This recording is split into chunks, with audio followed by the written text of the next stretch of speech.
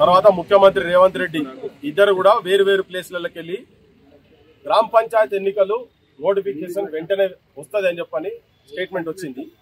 కాకపోతే ఈయన పిసిసి ఉన్నప్పుడు రేవంత్ రెడ్డి సర్పంచ్లను ఉద్దేశించుకుంటూ మాట్లాడి ఈయన చెప్పింది ఏంటంటే, నేను అధికారంలోకి వచ్చినాక వెంటనే నేను బిల్లులు మొత్తం మీరు ఈ పార్టీ ఆ పార్టీ అని కాదు, ఏ పార్టీ అయినా పర్లేదు, అధికార పక్షమైనా ప్రతిపక్షమైనా కానీ మీరు బయటికి రాండ్రి, మీరు రోడ్ల మీదకి రాండ్రి, మీరు ఆగమవుతున్నారు, మీకు ఇలా కనీసం పుస్తమెంటలు మీ భార్యల మీద ఉన్నాయి కావచ్చు, అవి కూడా పోతాయి, మిత్తిలకి ఇస్తేందుకు కూడా రేపు మీకు ఇబ్బంది అవుతుంది, పిచ్చగాళ్ళుగా తయారు కాబోతున్నారు మీరు, కాబట్టి మీరు రోడ్ల మీదకి వచ్చి మంత్రుల మీద తిరగబడండి, ఎమ్మెల్యేల మీద తిరగబడండి అని చెప్పని ఈయన రెచ్చగొట్టిండి ఈ ముఖ్యమంత్రి పిసిసి ప్రెసిడెంట్ ఉన్నప్పుడు.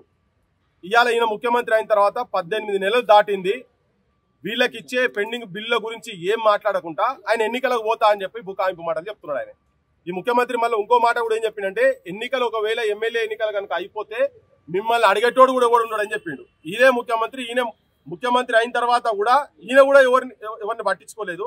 ఇప్పుడు ఒకవేళ గ్రామ పంచాయతీ ఎన్నికలు కనుక అయితే వీళ్ళు నిజంగానే రేపు ఎన్ని ఆత్మహత్యలు అయితాయో తెలియకుంటున్నది. ఆల్రెడీ 30కి పైన ఆత్మహత్యలు జరిగినాయి ఇప్పటికే, ఈ గవర్నమెంట్ వచ్చిన తర్వాత కూడా 30 మంది అయిపోయింది ఇప్పటికే. ఇంకా ఆత్మహత్యలు ఇంకా జరగకుండా ఉండేటందుకని మీరు వెంటనే మీరు చెప్పినట్టుగా మీరు అన్నారు కదా, వచ్చి మీరు సొక్కాలు పట్టుకోరు అని చెప్పిండు ఆయన ఆంధ్రోళ్ళు ఎంబడి తిరిగింది కాబట్టి సొక్కాలు అంటారు. అక్కడ సొక్కాలు అంటే మన దగ్గర గల్లా అంటారు, గల్లా పట్టుకుని తెలంగాణ భాష కూడా సొక్కా లేదు ఆయనకు. సో మేమేం చెప్తున్నాం అంటే, మేము ఈ గల్లాలు పట్టుకుంటేందుకు రెడీగా ఉన్నాం, ఏడికి రావాలో చెప్పు. మరి ఈ పోలీసు వాళ్ళని జర పక్కకు పెట్టి మీకు గల్లాలు పడతామో ఇంకేం చేస్తామో నువ్వు చెప్పిన భాషనే, నువ్వు ఏదో చెప్పినావో దాన్నే మేము ఆచరిస్తాం, నువ్వే మాకు మార్గదర్శకునివి కాబట్టి మేము నీ గల్లా పట్టి అడుగుతాము, బిడ్డ నువ్వు ఎవరికి పైసలు ఇచ్చినావు చెప్పు, ఏ సర్పంచ్ అకౌంట్ లో పడ్డాయో చెప్పు. మొన్న కూడా 130 ఎన్నో కోట్లు అనౌన్స్ చేసిండు, ఒక్క సర్పంచ్ కూడా, చాలా మంది సర్పంచ్లతో మాట్లాడినాం, ఏ సర్పంచ్ అకౌంట్లలో పడలేదు.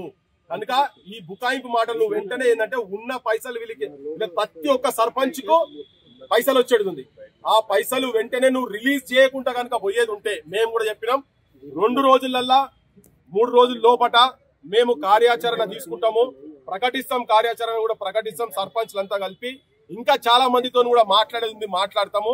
మేము దీన్ని కార్యాచరణ భీకరంగా తీసుకుపోతాము. మీరు అన్నారు కదా మాది ప్రజాపాలన, మాది వాళ్ళది పైశాచిక పాలన, పోలీస్ పాలన అని.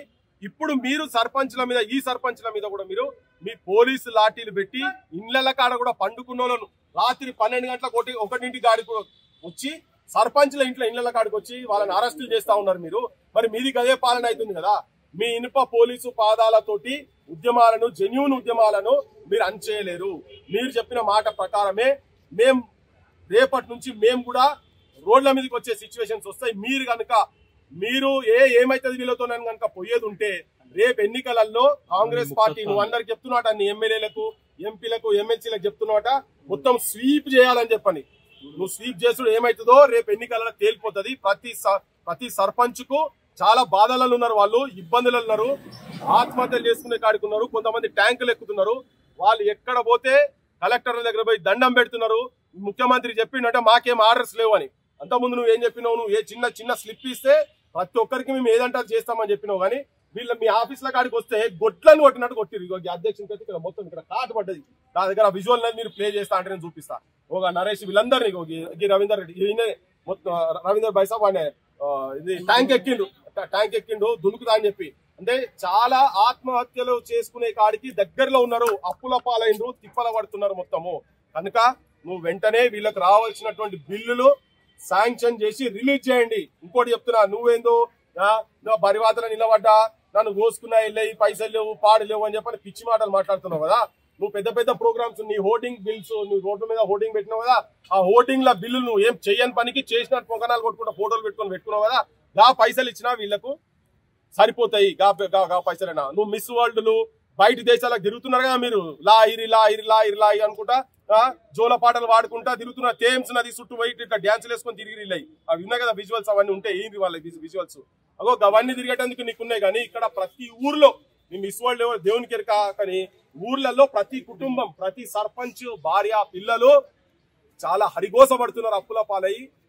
ఊర్లలో అప్పులు ఇచ్చిన వాళ్ళు నానా మాటలు అంటుంటే అవమానాల బతుకుతున్నారు. కాబట్టినే నువ్వు ఇచ్చిన మాట ప్రకారం ముఖ్యమంత్రి రేవంత్ రెడ్డి వెంటనే వీళ్ళ బిల్లులు చెల్లించాలి. లేకపోతే మేమైతే కార్యాచరణ తీసుకోబోతున్నాము. దాని తర్వాత రాజకీయంగా నీకు కూడా ఓట్ల రూపకంగా నీకు కూడా దెబ్బ పడబోతున్నదని చెప్పి మీకు చెప్పదలుచు అనుకుంటా తిరిగినాం మేము. ఈ శవాల గురించి, ఆత్మహత్యల గురించి, విద్యార్థుల ఆత్మహత్యలు కావచ్చు, ఈ తెలంగాణ విముక్తి కోసం తిరిగినటువంటి మనిషిని కాబట్టి నాకు మొదటి హక్కు నాకు అది ఉంది. దాంతో పాటు ఇంకొకటి ఉన్నది, మా నాన్న కూడా మా ఊరికి మొట్టమొదటి సర్పంచ్ ముచ్చల సత్యనారాయణ గారు. ఎందుకట డైర్ ముల్కి go back, idli sambar go back ఉద్యమాన్ని స్టార్ట్ చేసినాడు. ఒక మాజీ సర్పంచ్ కొడుకుగా నాకు ఆ హక్కున్నది. మా నాన్న సమితి ప్రెసిడెంట్ కూడా ఉండే, నాకు హక్కున్నది. పట్టణాలకు పల్లె కోటిగా నిలవాలి, అభివృద్ధిలో ముందు అడుగులే వేయాలి. సౌఖ్యాలకే ఇల్లురా పల్లెోడ స్వర్గమై విలసిల్లురా, పంచాయత్ వచ్చిందిరా పల్లెోడ పల్లెకే విలువ వచ్చేరా. నీ ఊరి బాగోగు నీవే చూడాలిరా, నీ ఊరి మంచి చెడు నీ జిమ్మెదారిరా, బాధ్యతే నీకొచ్చారా పల్లెోడ భారీ హక్కు వచ్చారా అని రాసిండు పంచాయతీ వచ్చినప్పుడు. అందుకనే నా తెలంగాణ పంచాయతీలను, నా తెలంగాణ సర్పంచులకు ఇబ్బంది వచ్చినప్పుడు నా అసంటోడు కాకపోతే ఎవరైనా వచ్చేది బరాబర్ మాట్లాడతాం. ఆ సోయిలైనా పిచ్చి పిచ్చి మాటలు మాట్లాడుకుంటూ కూర్చుంటే మేము మాట్లాడుకుంటుంటామా? బరాబర్ మాట్లాడి నేను కాదు, రేపు సమాజం మొత్తం కదలాలి.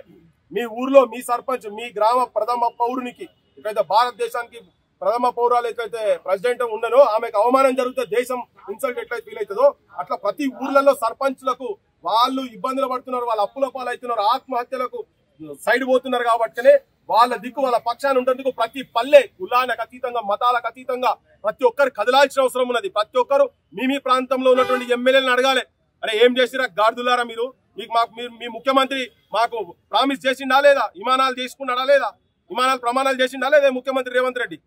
చేసిండు కదా, మరి అడగాలి కదా. దున్నపోతు ఇంత ముందు నేను చూపించిన కదా, మళ్ళీ కావాలంటే మీకు మళ్ళీ ఒకసారి వినిపించమంటే నేను వినిపిస్తాను. మీ దాంట్లో వస్తుందంటే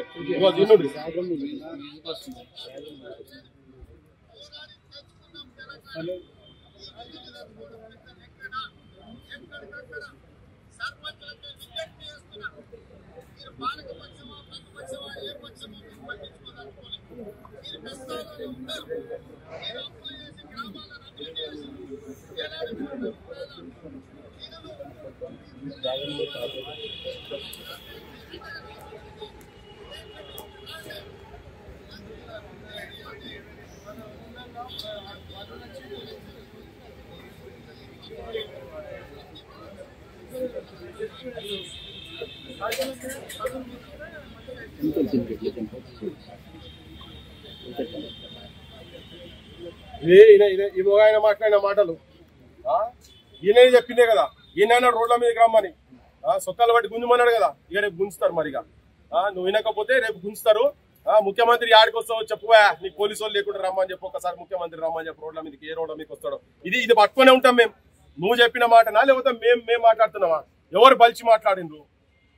మేము బలిచి మాట్లాడుతున్నావా, నువ్వు మాట్లాడినావా? లేకపోతే నువ్వు ముఖ్యమంత్రి అయినాక బాగా బలిచినావు నువ్వు. నీకు జనంతో సంబంధం లేకుండా నీ నోటికి వచ్చినట్టు నువ్వు అప్పుడు నోటికి వచ్చినట్టు మాట్లాడతావు, ఇప్పుడు నోటికి వచ్చినట్టు మాట్లాడతావు, నోటికి వచ్చినట్టు ఒళ్ళు వలిగేటట్టు కొట్టిస్తావు పోలీసులతో. ఇదేనా నీ ప్రభుత్వం? ఇదేనా నీ ప్రజాపాలన? తుంగల పాలన మొత్తం డకాయిట్ల పాలన అయిపోయింది తెలంగాణ మొత్తం. ఆకుల గాసి గద్దలకేసినట్టు అయిపోయింది తెలంగాణ. ఎంపీలు కాదు, ఆయననైతే పీసీసీ ఉన్నప్పుడు అవన్నీ చూసుకునే కదా చెప్పింది. అవన్నీ పీసీసీ ఉన్నప్పుడే చెప్పింది కదా. మరి ఆయనకు అవన్నీ తెలిసే మాట్లాడింది కదా. ఆయన రోడ్ సైడ్ రోమియో కాదు కదా, పాండపల చుట్టూ సుట్టపీడి లావుకుంటే తిరిగేటోడు కాదు కదా. ఆయనకు తెలుసు కదా అవన్నీ. అవి తెలిసే మాట్లాడింది కదా. నా ప్రభుత్వం వచ్చినాక అవన్నీ నేను చేస్తానని కదా రెచ్చగొట్టింది కదా. మంత్రులు అడ్డుకోండి అని చెప్పింది కదా. మరి అవన్నీ తెలిసే చేసింది కదా. మరి క్వశ్చన్ కి ఇక్కడ విలువే ఉన్నది. అన్ని ఉన్నాయి, అన్ని తెలుసు ఆయనకు. బిల్లులు కావాలి, బిల్లులు ఇవ్వాలి, ఇయ్యదలుచుకోలే ఆయన. అంతే. రేపు తిరగబడతారు, ప్రజలు కూడా తిరగబడతారు. ప్రజలు కూడా తిరగబడాల్సిన అవసరం ఉన్నది. సర్పంచ్ల పక్షాన ప్రజలు కూడా నిలబడాల్సిన అవసరం ఉన్నది. సంఘాలు నిలబడాల్సిన అవసరం ఉన్నది. అన్ని ఆపోజిషన్లు కూడా నిలబడాల్సిన అవసరం ఉన్నది. వాళ్ళు తప్పులు చేసినాక పక్క. కానీ ఇప్పుడు మాత్రం సర్పంచ్ల పక్షాన లేకపోతే తెలంగాణలో ఎన్ని పల్లెల పాడెలు, సర్పంచ్ల పాడెలు లేస్తాయో తెలియదు మనకి. నెక్స్ట్ 5 సంవత్సరాలల్లా ఒకరి బిడ్డ పెళ్లిళ్ళు, ఒకరు చదువులు మధ్యలో ఆపిండ్రు. నానా ఇబ్బంది, నానా గోసలు పడుతుంది. నేను కూడా కాదు కదా, ఆ పిసిసి ప్రెసిడెంట్ అప్పుడు ఆయన కూడా చెప్పిండు కదా. అందుకనే ఇమ్మీడియట్ గా వెంటనే గవర్నమెంట్ దీన్ని అడ్రస్ చేయకపోతే మాత్రం రేపు పొద్దుగాల వీళ్ళు ఆ మ్యూజిక్ ఫేస్ చేయాల్సి ఉంటుంది. చూడండి, ఎంఎస్సీ చేసిన వాళ్ళు, బీటెక్ చేసిన వాళ్ళు చాలా మంది నా ఊరును, నా తెలంగాణను బాగు చేసుకుంటా అని తెలంగాణ వచ్చిన తర్వాత ఊర్లో పంట పోయి ఒక రాజకీయ ప్రత్యామ్నాయం తీసుకొస్తామని చెప్పని పోయిన వాళ్ళు. మా మీతికొండ దగ్గర కూడా సర్పంచ్ రాజు, ఆయన కూడా బీటెక్ చేసిండు. ఇట్లా చాలా మంది బీటెక్ చేసిన వాళ్ళు ఆత్మహత్యలు చేసుకుంటాం, మాకు పర్మిషన్ ఇవ్వని అంటున్నారు. నేను ఆత్మహత్యలు నేను ఎంకరేజ్ చేయబోయే. Telangana needs soldiers, not martyrs. తెలంగాణకు అమరులు కాదు, తెలంగాణకు సైనికులు కావాలి. సర్పంచులు రేపు సైనికులు కాండి, మీ ఊర్లలో పోయి ఈ రాజకీయ పార్టీకి భూస్థాపితం అయ్యేటట్టుగా, ఈ నాయకత్వాన్ని భూస్థాపితం అయ్యేటట్టుగా వీళ్ళు చెప్పినటువంటి అబద్ధాల పునాదుల మీద ఏదైతే ఓట్లు వేసుకుని అధికారంలోకి వచ్చిండ్రో దాన్ని మీ గ్రామాల జనం లోపలి తీసుకుపోండి. అది తీసుకుపోయి ఆ చైతన్యం తీసుకొస్తే నిలబడగలుగుతారు, కానీ ఆత్మహత్యలు దీనికి పరిష్కారం కాదు. ఇలా మా బోటలో నేను కూడా వచ్చి నేను ఓపెన్ గా ఎందుకు మాట్లాడుతున్నా అంటే వాళ్ళకు ఒక ధైర్యం ఇవ్వాలని చెప్పి.